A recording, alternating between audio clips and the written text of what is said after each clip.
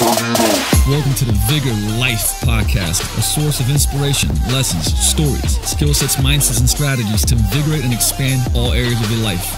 Let's go. Hey, what's going on? Coach Luca back here with the Vigor Life Podcast, and today's edition is all about sleep. Now, here's the thing, right? I wanted to talk about sleep so much because it's been such a game changer for me in the last 7 to 8 months, actually since January. I'm going to kind of break down the story of, for me, first of all, from my own eyes, how it's become so important because, I've preached it, and talked about the science of sleep this whole time inside of the gym. But the reality, for about 10 years, I was basically, hashtag team no sleep. There literally was a 5-year probably stint where from Sunday through Friday, I was actually averaging about 3.5 hours a night. And kind of like hustle, proud of it type of thing. Now, I'll say this, that those were the times that I really was pushing to grow the business. I was training people legitimately anywhere from like 10 to 14, even 16 hours a day. I was doing a crazy long days. And it's just like that mindset. I say the Eastern European, born in Yugoslavia, work your ass off mindset to build stuff. But it became a habit and a belief system that like, hey, this is the way you have to do it. And, and number one, I think I handled it better than maybe a lot of people would, but it destroyed me over the years, and like ingrained like really bad habits. I had probably a bunch of injuries that, could have been avoided because of the lack of sleep and lack of recovery, adrenal fatigue many times. And like this past January, I ended up getting my blood work done, and I haven't done it in a long time. And my hormones were shot. My free range testosterone was, in the red. My testosterone was low. I had a bunch of different, I had HDL was in the red. What else do we have? Vitamin D, really low vitamin D, really low, what else? Magnesium. I had a bunch of stuff, but everything that was definitely hormonally associated was in the shitter. And I was like, okay, I gotta do something about it and make a significant change. So in January, I kind of started constructing a plan to, it's like, if there's one thing I'm going to change in the next kind of year, with these 90-day goals, it was to change my sleep and to start averaging 7 to 8 hours a night, which for me was like, as a huge shift, right? Huge shift. We're talking about, at that point in time, I was probably getting in the 5 plus range. So better than, those 5-6 years of sleeping like 3.5 hours a night, but still not good, and like I said, I got a pretty crazy schedule, train 6 days a week, sometimes 7, doing a lot of work, traveling a lot. And so those things combined, can put a beating on you, like I said, if you don't recover right. And so in the past years, I've been improving it, but this year I made like a really conscious, I'll say intentional effort to change it. And I can say that the results have been, I'm going to kind of say like short of, almost spectacular in so many ways, because so now it's been, let's say 7-8 months since I started that project, and my hormones have improved significantly. I did blood work again. They've improved a ton. Still going to work on it, still going to push that to get better, but I am way more rested. I train less and all my lifts have gone up. I get more done in less time. My resting heart rate is lower. Just my general, like I said, how rested I feel after a night of sleep. My stress throughout the day has been so much better, even in an insanely stressful situation. So, I think that so many times we look at sleep as just something that happens, right? It's something that we kind of take for granted. And we understand that, okay, I sleep, but we don't really think about, just like anything else, it's just not what you do, but how you do it. And I'd have you consider that, sleep is not just, okay, you're going to recover. Of course, it's like where all these processes happen that help us burn fat and build muscle and recover, and our brain to kind of like recover as well as our whole body. But it's all like, the thing is, if you don't sleep right, it doesn't just affect, think about this. It doesn't just affect your mood and your stress levels and your health, like health in so many different ways. It's going to affect your relationships. It's going to affect your work. And I mean, I can attest to that. And for anybody that doesn't sleep well, can tell if you wake up and you're stressed out and you're groggy already, things trigger you right off the bat. Then all of a sudden you might be having, I would say arguments with people you love the most, or you come to work and your mind is not sharp, and all of a sudden you're not getting shit done, and that stresses you out, right? It creates this cascade of consequences in all areas of your life, So I would say, sleep is crucial, and actually more crucial than most people would like to admit, for, the health in their body, the improving, business and getting more stuff done and thinking more clearly, relationships. And like I said, de-stressing yourself and allowing yourself to recover from all these different areas of life. And I legitimately, looking back, anytime I would talk about it on this, level of like scientifically telling clients like, hey, you need to do this because it's important because of X, Y, Z. I was, kind of I was living out of integrity, because I was that, team no sleep, hustle my balls off, and not doing what I was asking them to do. And to kind of bring it back to the point, because there's a lot of people that, you hear about, trying to hack sleep too much and getting naps in and like only sleeping 3-4 hours a night, from, guys like The Rock or Diddy or, 50 Cent or, I just have you consider, number one, some people can get by with less. I would say that I'm one of those people that could get by with less and still be fine. But that doesn't mean it's better, and even those guys that are kind of like outliers, what would it be like if they did get more and they did get better quality sleep? I always ask myself that question. And looking back now, just because I hustled an 18-hour day or a 20-hour day, what if, now I feel like I'm getting more done in half the time or a third of the time as far as actual productivity.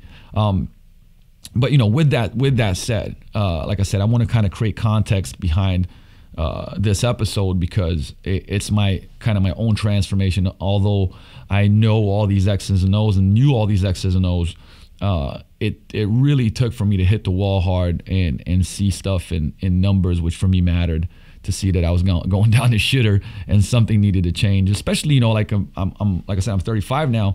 I'm like, hey, you know what? When I hit 40, 45, 50, man, I want to be like in healthy, great shape, and not just like, okay, you're looking lean and this, that, and the other. No, like longevity, right? Durability, those things. And without quality sleep, that's very, very, very difficult to do. So what I'm going to touch on today, I'm going to actually just go into tips and strategies and be very transparent about what are some things that I have done and do, and what are some things I'm still working on, because, that's what's awesome to me, is that there's still potential to improve a lot, because I'm not doing all of these things. But the things that I have done have been, have helped and work, right? They just straight up work. And here's the other thing, right? We're going to do another episode on productivity and like how, one of these things, I think Tim Ferriss said it, but it's something, that I've kind of been doing for quite a long time, is, the two most important parts of your day are the first 90 minutes of your day and the last 90 minutes of your day. And here's how this really connects to sleep, right? Because your morning, how like everybody talks about morning rituals and productivity in the morning and, taking time for you.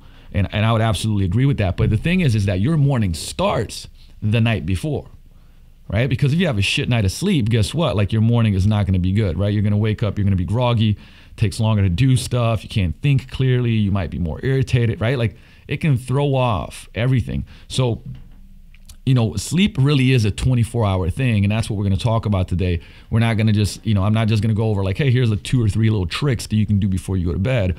We're going to talk about it in the context of like the whole day, right? Because it's one of those things, right? If you don't sleep well, then your cortisol's off, and if your cortisol's off, it kind of like makes you not sleep well.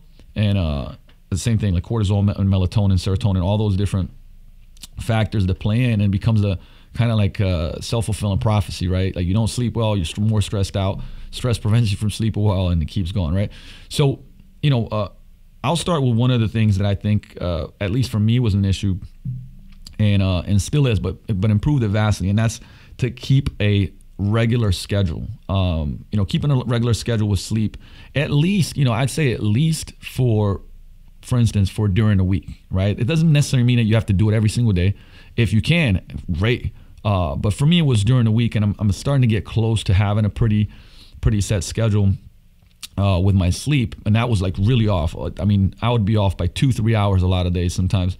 But what ends up happening is if you start keeping a regular schedule with your sleep, is that your body starts getting used to it, and it starts essentially releasing calming hormones, when you start getting prepping for bed, and then it releases like essentially stimulating hormones when you get up, when you have a schedule, right? When you don't, basically that's out of the equation, and then that starts becoming one of those things where it prevents you from getting as restful a sleep, right? Because like I said, things get ingrained into our nervous system. There's a pattern, and then that's what starts happening if you keep regular sleep schedule, and that's going to help you out a ton.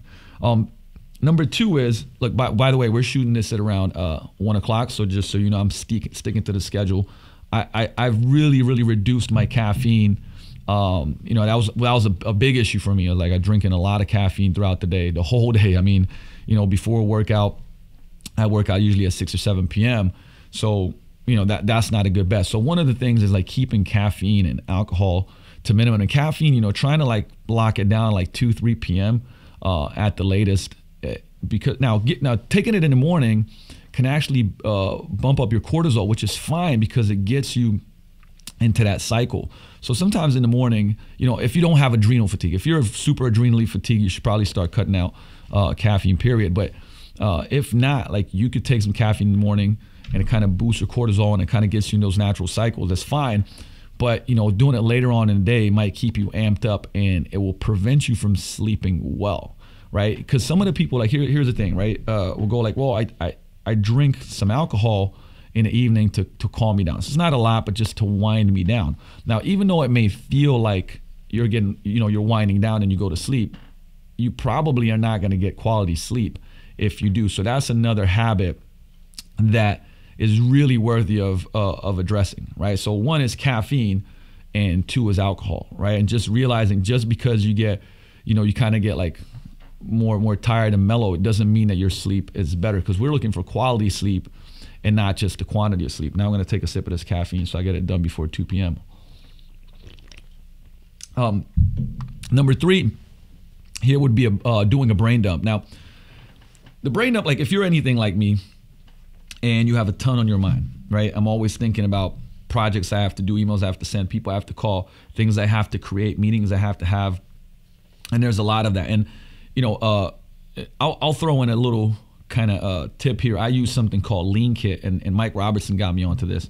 Lean Kit is it's kind of like a little software where you can put these, it's really simple to see all your tasks and projects, what's ready to go, what you're doing, what's been done.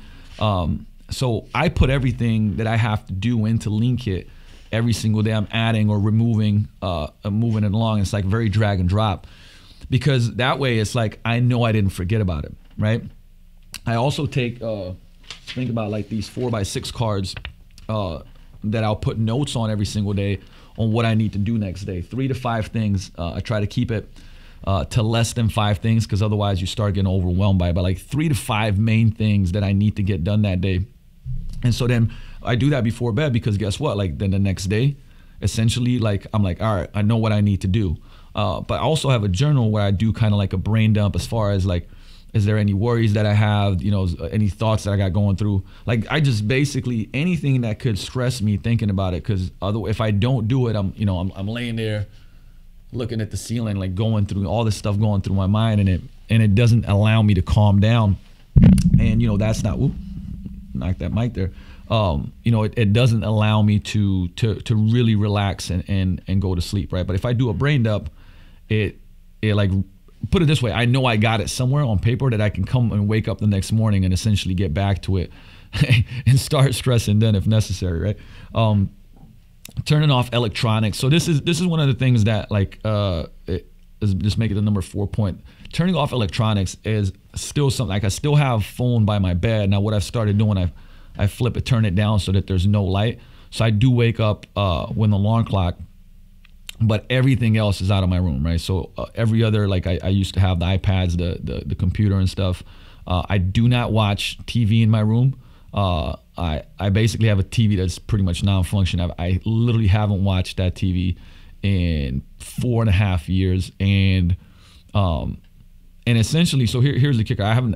For about 2 years, I didn't have anything, not cable, not Wi-Fi TV. And for the last 2, I just have Wi-Fi TV. So, in my living room, I can watch Netflix and stuff like that, things that I pick. But I think it's very important to separate those two, because if you put a TV in your living room, like, you're setting yourself up to like laying down, watching stuff as you go to sleep.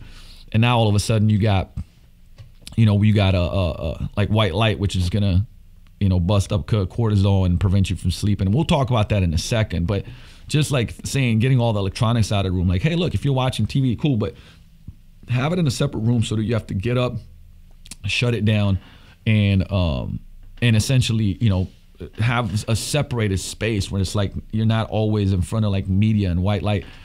And give yourself about 60 minutes, right? Give yourself about 60 minutes before you, like, let's say you're, what we got going on here? We didn't transfer, I guess. But give yourself about 60 minutes before like, let's just say this way, right? Like, you got to turn stuff off and give yourself 60 minutes of time before you actually go to sleep. So if you're like, hey, turn off my phone, look at my phone 5 minutes, 3 minutes, whatever, before you go, try to go to sleep, that's not going to help like cortisol and melatonin get back to like those regular levels that you want to have them, and calm down to where you can go to bed, right? So that's very important. Like, if you're like right on the phone and doing that, that's not going to help. Now, if you are on the screens, I don't know, like 45, 30 minutes, whatever before, you can there's different apps, but like one that I use is Flux. So F.LUX, Flux, will just dim the light. It will change the light so it's not white light. So little stuff like that can help out. So at a certain point in time, my screen on the computer in the evening changes the light, so it's not affecting, I would say, my cortisol levels as much. And so that's a little tactic that you can go with. But electronics are big, because if you're, like I said, in the middle of the night, if texts are going off, if light is going off, it's affecting you, and sometimes you might not even know it. So that's a big thing.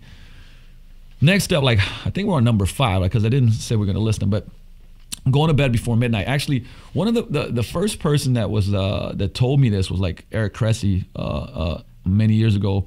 He was like, hey, like an hour of sleep before midnight is worth 2 hours of sleep after midnight.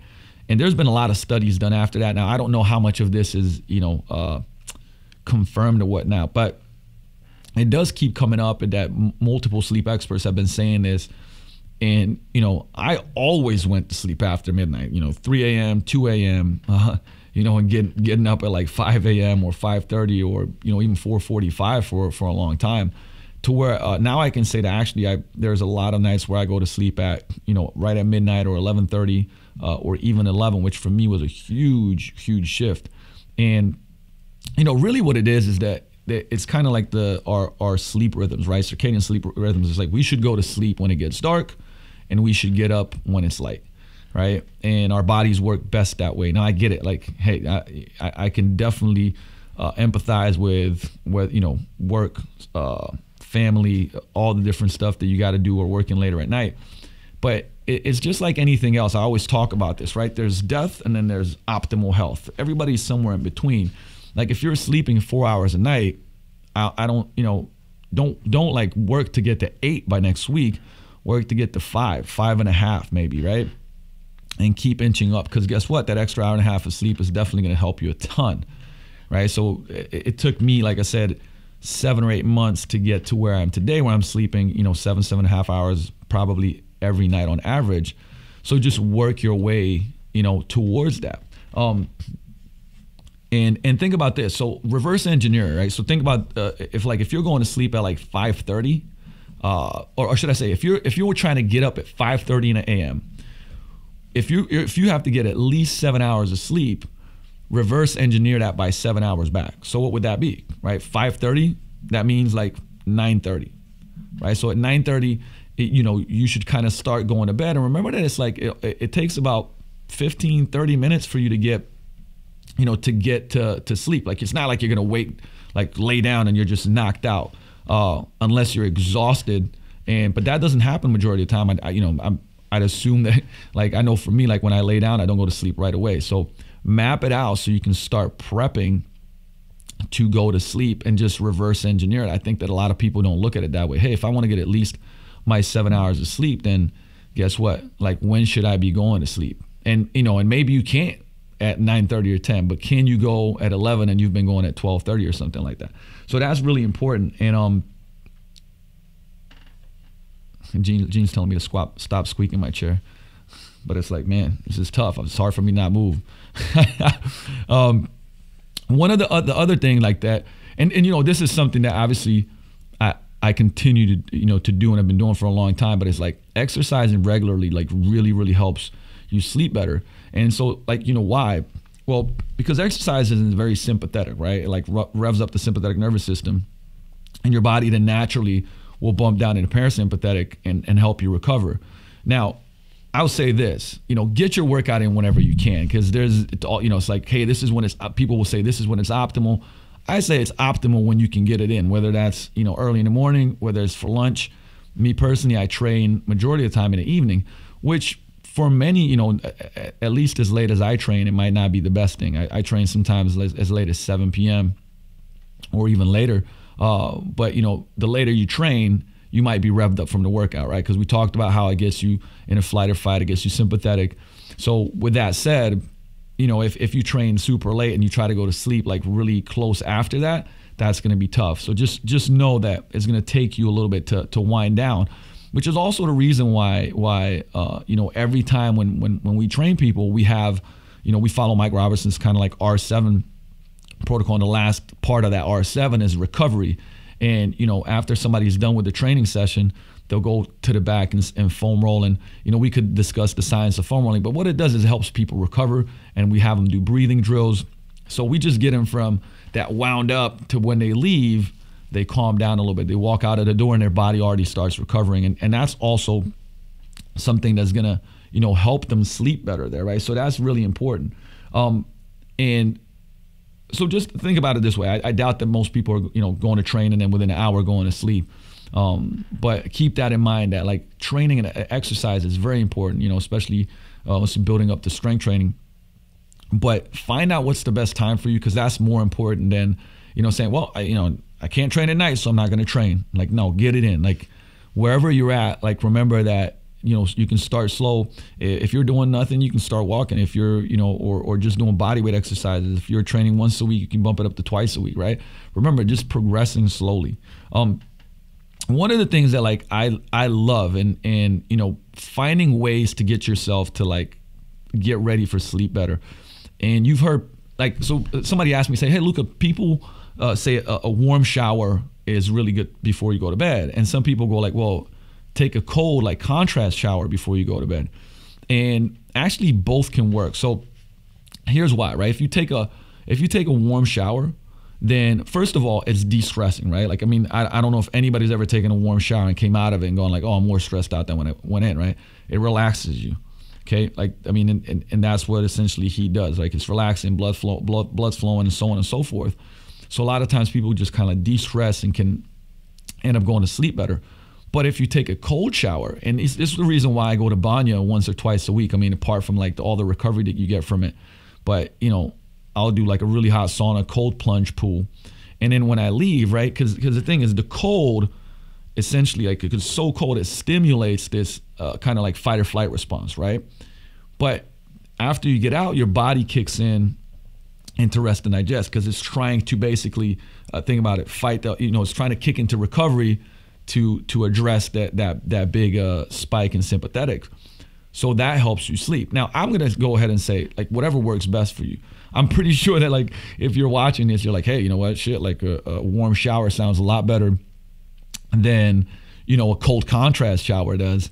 And, I would say that, yeah, but I've also heard of a lot of people that have got, my brother is actually one of them that like is in, build a habit of taking like a 5-10 minute contrast shower and sleeps like a baby. And I'll say, like, every time I go down to Russian Bathhouse, I go to Banya 5 in downtown Seattle, like I said, once to twice a week. I mean, whenever I'm really got a lot of stuff going on and I know I need to get quality sleep, I go there because I sleep like a baby. Like, I stay there for 2 hours and do the cycle of hot sauna, cold plunge pool, lay down for 10 minutes and read and do that 4 times through, well, 3 to 4 times through. drive back home and I'm like, man, when I get back, like I'm ready to go to bed and it's game over and I'm knocked out. And that's part of the reason. But find out what works for you to where, like I said, you just go to sleep better and you're relaxed and calm. If you're somebody that's like really, like high strung and you're like, hey, I just need something relaxing, go for the warm shower and see how you feel. Maybe once a week, try to contrast and see how you feel and then make a decision on how you're going to move forward. I think doing the contrast shower every night sometimes can be quite, daunting. But if you get in a flow of it, it can be perfectly fine.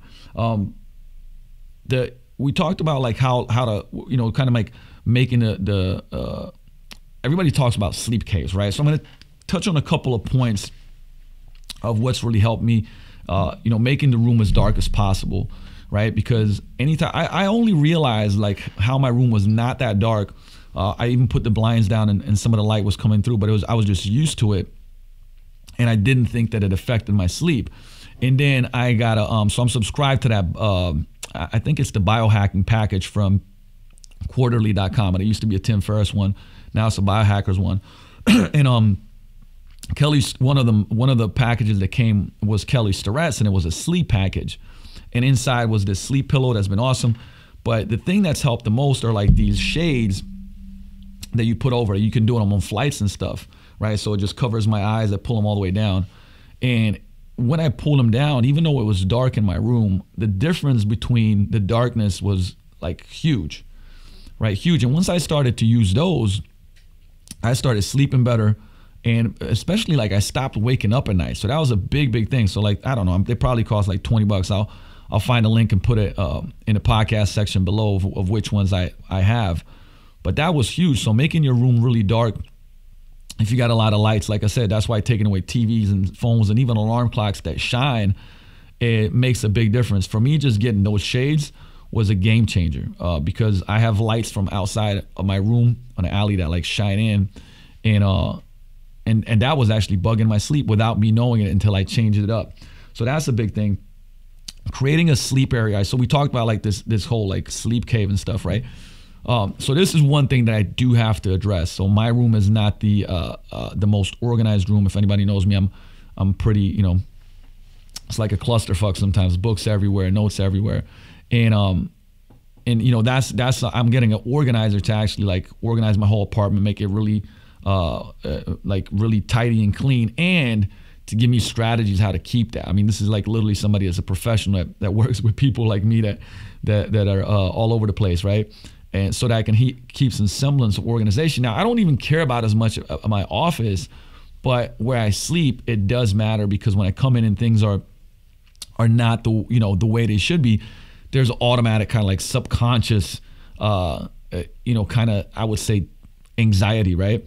And so that's something I can definitely improve on. But like if you come into your room and it's made to be like zen and feng shui and relaxing, you're gonna do better with that. So I know that's something I still need to work on, but that is gonna help you out a ton. Room temperature is also another thing that you've probably heard about. Like I think it's like 67 or 68 degrees which is pretty, it's cool, and is what it's set to be. Usually you don't want to go below 60, but the kicker is you just sleep better. Your body goes to sleep better when it's cool, right? If you're hot, it's not going to help out. And this is going to be different for all types of people. So you got to kind of find what's going on there. Like, do you like, thin covers when it's cool, like maybe a little thicker covers? But if you're under the covers and sweating like crazy at night, like that's not going to be a good night's sleep. And some people complain, I'm a naturally more cold-blooded person. Like I can't handle the cold and so on and so forth. But I promise you this, if you're cranking heat like, 75, 80, which I've seen a lot of people doing over the 70s, like, man, cool down your room and you will get a better night's sleep, and give it a chance. Like give it an opportunity to, not just like, hey, I used to have it super hot, now it's cooler, it doesn't work. No, like give it an opportunity. Like science shows that you sleep better when you have a cooler room. And like I said, you don't need to make it freezing, but they're there in between the 60s to 68 somewhere. Say 68 is probably the best bet. Like I don't turn on the heat in my house most of the times for that reason when I go to sleep. So that's pretty damn important. Now, another thing that I didn't mention here, but it's about a year and a half ago, I bought a Sleep Number bed. And this is what's crazy, right? Like, I mean, I was crazy for this, because if you spend, let's say, 7 hours a night at sleep, right? That means that you're spending more than a third of your life sleeping. So if more than a third of your life you're sleeping, like, how important is it to invest in a bed so that when you can wake up rested, you have quality sleep? And we just talked about all the different things that that happen if you're not sleeping. And so that investment was one of the best investments I've ever made. And whether you prefer Tempur-Pedic or Sleep Numbers, or there's a lot of high quality beds, but it's like, man, like that should be a huge it's the same thing as investing in a quality space where you work or live, or right. It's like you don't want to be with your family in a space that is all cluttered and makes everybody stressed out, and it doesn't support the quality of life and things like that. But this is your health. I mean, your body is your temple. It's your vehicle to get you to do everything you want in life. I mean, like, from your career to your health, to like how you look, to your relationships, everything, right? So just think about that. 40%, whatever, 30% of the time that you spend on this earth is going to be in a bed most of the time, right? Like, it's probably smart for you to invest in that. And so with that said, because I didn't touch on this, but we talk a lot about body transformations and physical performance, right? And the reality is like all of those suffer tremendously, right? We're talking about the whole quality of life, but if we just look at physically, all of those suffer tremendously because of what happens if you don't sleep, right? If you don't sleep, cortisol goes up. It's a stress hormone. When you're more stressed, you're more apt to have emotional eating, triggers of food, things like that. So, and you have more time to eat. So, and like a lot of studies now show that one of the reasons that obesity in kids has gone up has been the lack of sleep, or should I say less sleep, right? So kids are up longer, and obviously what are kids doing a lot of times? Well, playing games and from iPads and TV and stuff like that, which triggers, which affects hormones and development, but it also creates time and for kids and just people in general to eat more, right? So you got this whole effect of, and like I said, if you're very stressed out and you have less time to recover, it's the whole stimulus versus recovery thing, right? And now if you're training, same thing. The more you train, like we're seeing all these problems for people that are training a lot, they're not getting enough recovery. So sleep is just such an important, I would say, part of all of those factors that it just should be, it just should be a priority. And like I said, it's just not sexy, right? It's hard to market. It's like it just doesn't have this amazing tagline, right? Like, hey, what should I do? Well, sleep more. And it's like, okay, dude, what program do I need? What supplementation do I need? What are all these different things that just don't sound great? Where you make a TV commercial, or hey, call us in and get more sleep, right? But but it is that important. Like, it legitimately is. And what we started doing actually quite a while ago is like, we have sleep questionnaires and stress questionnaires, where that might be one of the first thing that we started addressing with clients. And when they improve it, they see great results with fat loss, reduction of stress, improvement in performance, all these different things. To come back to a couple more tips, trying to work with your natural circadian rhythms is very important. We talked about like eliminating all this blue light and things like that. But also, what about when you're getting up? And so one of the things is I do still use alarm clocks. I have a light, and I got it from Amazon. I can't remember the name of it, but it's a light. When I set the alarm, what happens is it in increments, it starts turning the light on, just like if the sun is coming up in a room. And it basically goes on. The way I've set it is that it takes about 15 minutes for the light to fully come on, and when the light fully comes on is also when my alarm clock on the phone goes off. And basically what I did for that is just in case the light doesn't wake me up, because remember I have my sleep shades on, the alarm will, and that's been working really well, and I end up waking up pretty rested, because we have like circadian rhythms, which are about an hour and a half where you have deep sleep. And if you've ever woken up and slept a pretty good amount of time and woke up and you were completely groggy, it's probably because you woke up while you were in your deep sleep. So the cool thing about it is our body, if we have a pattern, like I talked about at the beginning, having a schedule is good at waking us up in natural sleep patterns. And there's like iPhone has a sleep cycle app now that can help you out with that. You have ways to track like your sleep at night. Did you wake up from bands like Up and Zen, and there's a lot of little different gadgets that can help you assess your sleep, which I think is important, right? Because we've had a number of clients come in and go like, man, I don't know what's going on, but like, I'm tired. I've changed stuff and I'm not getting better. And then they started tracking their sleep for 14 days. And it was like, holy crap, I get up, 20 times at night without even knowing it. And sometimes one of the things that is definitely worthwhile checking up on is sleep apnea. A lot more people have sleep apnea than you think. And not just where a huge, I would say precursor for it is being overweight and obese, but you can, like, for instance, I had sleep apnea for a number of years, and it was very stress related, and that was preventing me from getting quality sleep at night as well. So checking into that is huge, and now you can do it with take-home devices as well, which I'll post a link in there. Where, like, basically you borrow the device, it's a really simple setup, and you can check, like, basically you set it up, and the device will tell you how many times you woke up, breathing patterns, all these different things.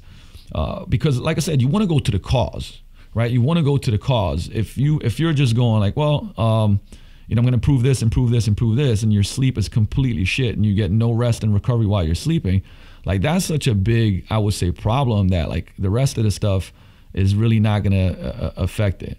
And kind of like one of the things that really helps out is if you get in the sun as soon as you possibly can. I think it was Buddy Morris, I think, said the best thing that you can do for yourself is stay in the sun 15 minutes every day naked.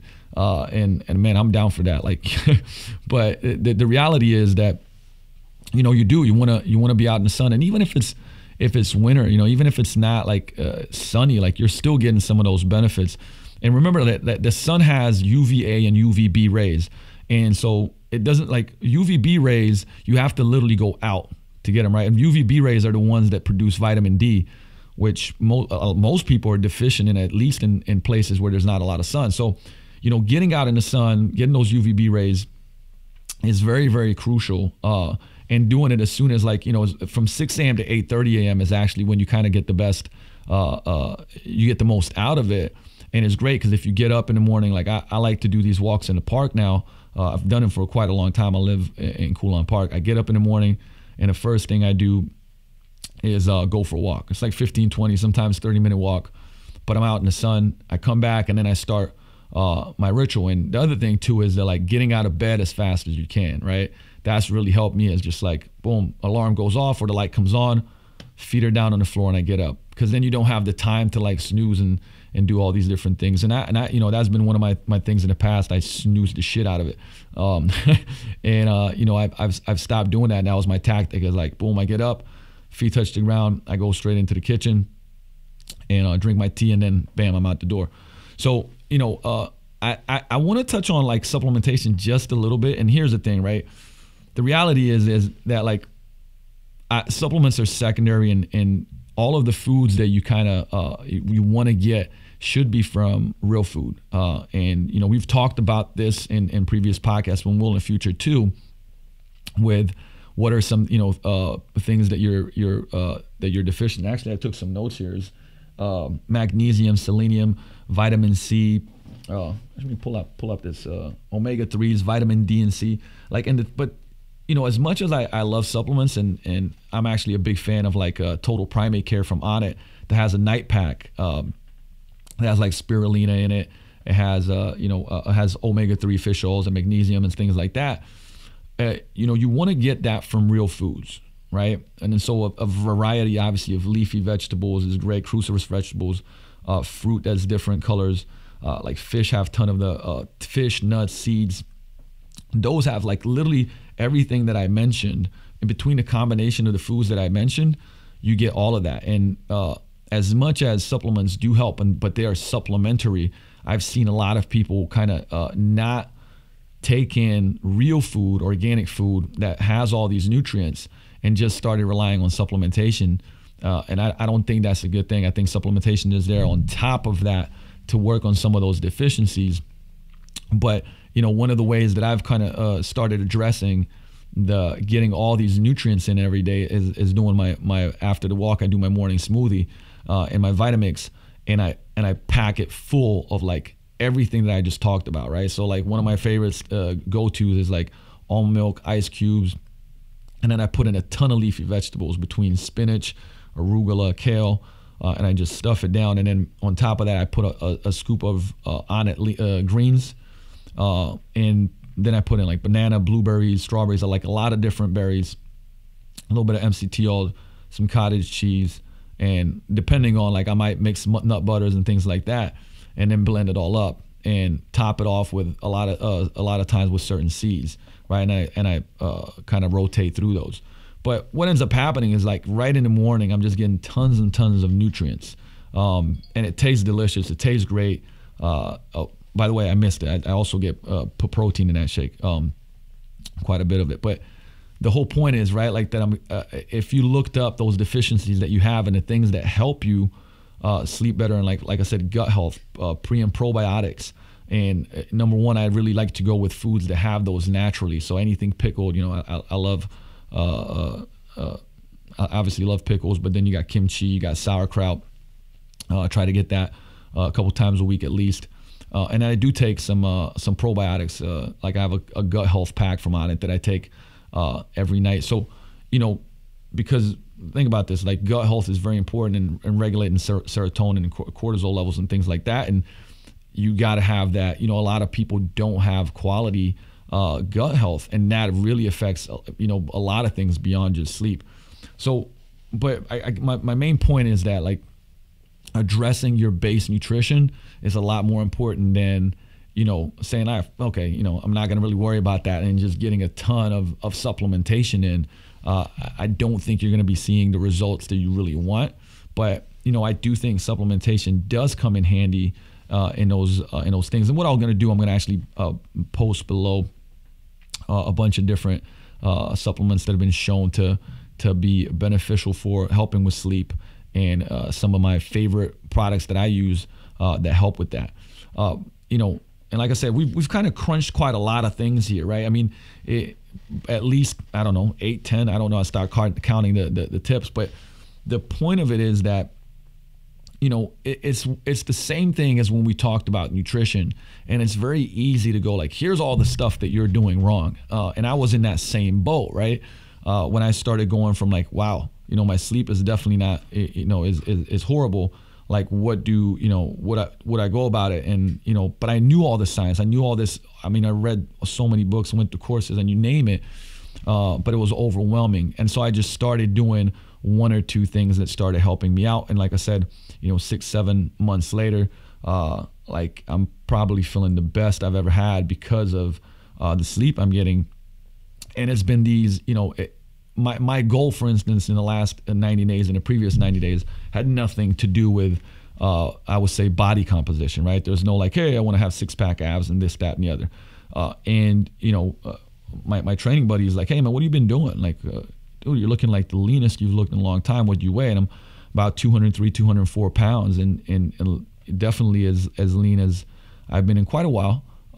And I started thinking, like, man, what are these changes? Like, you know, I kind of was like, well, what I've been doing? And I'm like, well, you know, I'm getting my morning smoothie, and it has become a ritual in the last 3-4 months.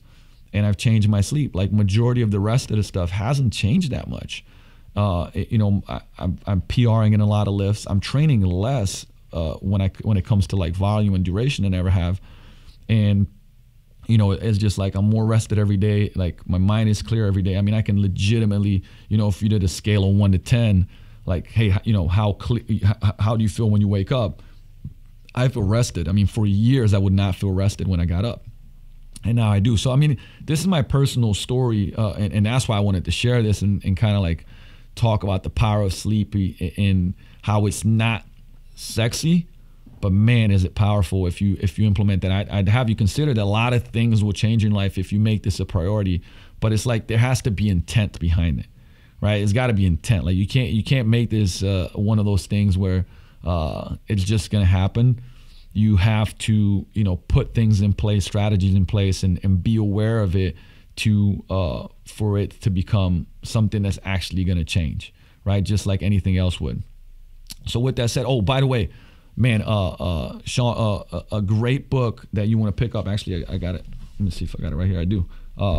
Sleep Smarter from my buddy Sean Stevenson. Great book, 21 Essential Strategies to Sleep Your Way to Better Body, Better Health, and Bigger Success. Has a ton of tips, has a bunch of science behind it. And I'll actually put the link. I think you can get that book on the Onnit website, but you can check that out. And it's going to talk go maybe deeper into a lot of the things that I mentioned today. And it's got tips behind every chapter on kind of like all of the things that I went over. But I think it's powerful when you read through it and you go like, wow, okay, these are all the things that are happening because I'm not sleeping well. It kind of gives you a slap in the face and a wake up call. And I'm no pun intended to change that in your life and improve it. And like I said, look, let's look at it this way. You can go without food for a very long time and still live. I don't know exactly how long, but I don't know. It's like 3-4 weeks. You can't go without water for more than, I don't know, like a couple of days. And the reality is, if you don't sleep, you die. And, I think it's like the longest anybody's ever gone without sleep was like 6 or 7 days. I mean, and they were out of their mind. I mean, like pretty much went loony and nuts. And, science and research shows that even if you sleep 2 or 3 hours less than you should. So basically, if you sleep like 5 or 6 hours a night, just a couple of nights in a row, it's the same as if you were if you had like 0.1 alcohol in your system, which is crazy, right? So think about that and how big of an impact that is. Take some of the strategies, like I said, always have an actionable step. So what we talked about today, like, hey, what is 1 or 2 things that you're going to implement, in your day, in your evening, maybe creating a ritual that's going to help you improve your sleep. Write them down, make a purposeful action step that you will take, and then start doing it, and then just start building on it. All right. Check out all the different resources that I talked about on the vigorgroundfitness.com/podcast. We'll have all the active links to go out there. As always, hey, I love and appreciate you guys for listening. Share this podcast if you think it's going to help somebody improve their life in any way. Make sure you sign up and subscribe on iTunes. Make sure you go to YouTube and sign up over there too. Please, like I said, leave an honest review. Either way, we love reviews. We're always going to send out some packages for best reviews. And usually what it is goodie bags of stuff that I love to have that's helping me, I would say, hack my life, as much as I hate that word. But I'll see you next time on the Vigor Life podcast. Get your sleep. Be more rested for the next time I'm talking to you. Peace out.